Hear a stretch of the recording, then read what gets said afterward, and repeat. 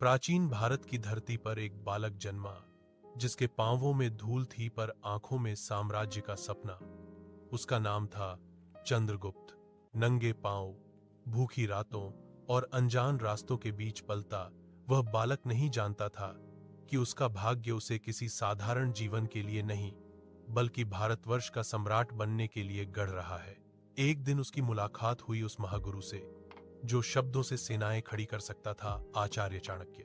चाणक्य ने उसकी आंखों में वही चमक देखी, जिस तरह अंधेरे जंगल में हिरण की नाभि में छिपी कस्तूरी की सुगंध तैरती है।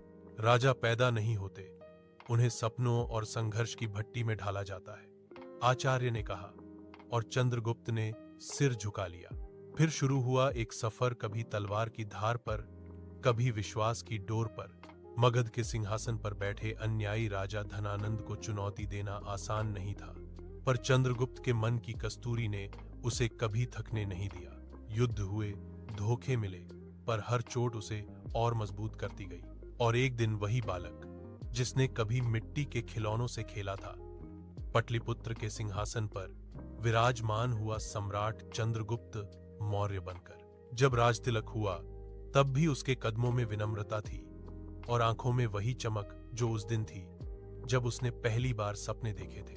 संदेश कस्तूरी की महक की तरह, महानता बाहर नहीं, भीतर जन्म लेती है।